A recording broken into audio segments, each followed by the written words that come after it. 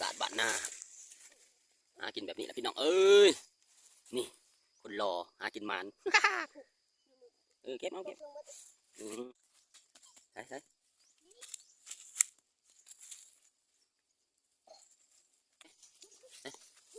โอ้ดอกอ่ะโอ้ดอกใหญ่เลยวะใส่กระตาว้ายจิงโตมันหนักคุณ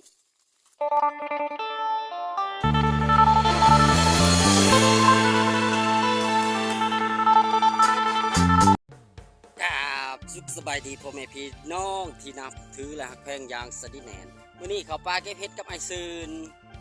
ไปบ่สิพาเขาทั้งใดไปสิมานหรือบ่มานโผล่ที่ตามต่อไปหัวหน้าพาไป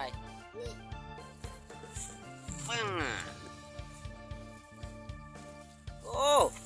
ร้ายกว่าข่อยอีกอุ้ยอย่าทำโมเมนต์เห็ดหัวเห็ดไข่เด้อเห็ดดิน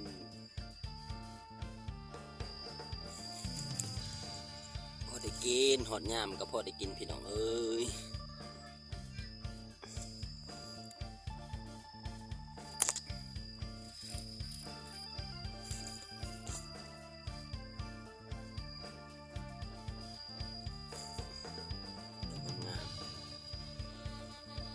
โอ้มานได้แล้วได้เอาพูดต่อไปได้บ่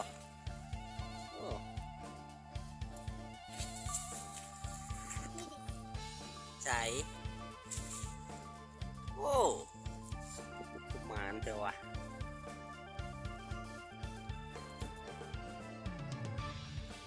หาไปเคลียร์ไปใส่เอามาถ่ายมึงดูถ่ายมึงเนี่ยเห็ดเนี่ยมัน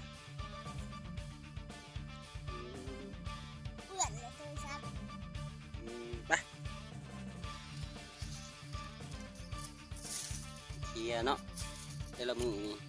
การเฮ็ดออกต้องมาเคลียร์มันบ่ระวังงูเด้อไหนว้ายอย่าไปเลยเขาน่ะเน่าอีกมีเน่าอีกบ่ฮะเห็นอีกเลยอ๋อตกมันอีกเลยเก็บระวังในกระตาขวามเด้อเจ้าได้ฮะเทียบลูกมีมูลบ่จัก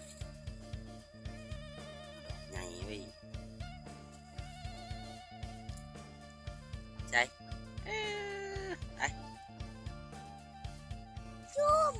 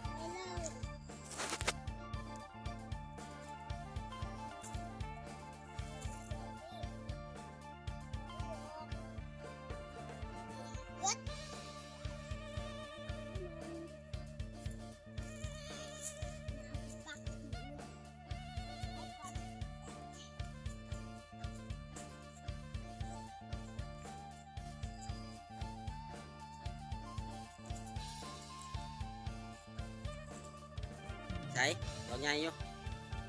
ใส่มึงลูกใส่งามไปหาไปอีก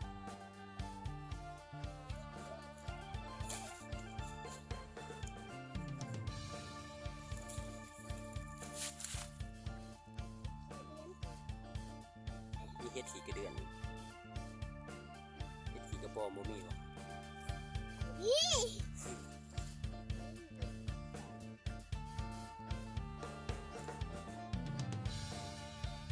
มันจะมีบ่เห็ดนี่แหละจะเอาฝนที่ตกห้ามบัว ได้ดอกจุกๆไม่ใช่เอานะจุกๆได้จุ่มไม่ใช่เรื่อง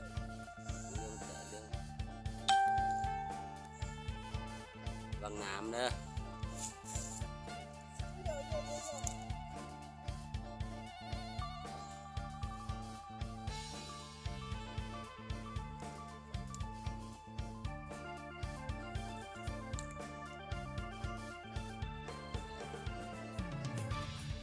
ได้ร้ายเลยปะเบิ้งไปน้ำไ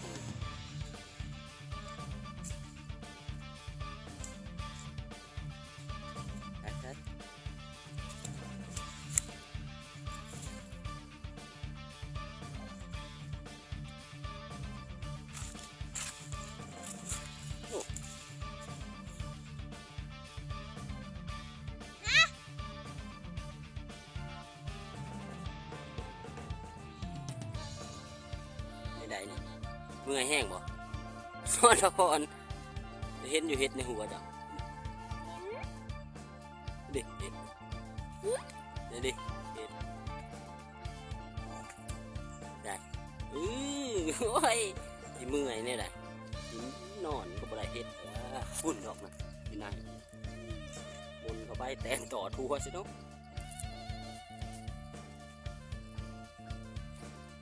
ปวดมึงดู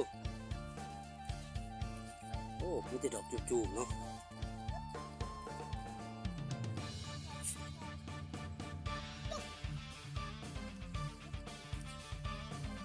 ไปเลย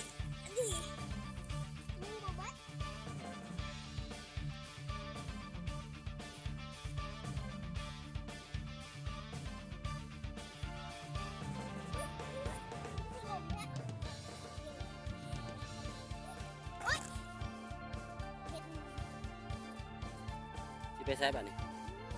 เอาคือมือเป็นโต๊ะมือไปเมื่อสัก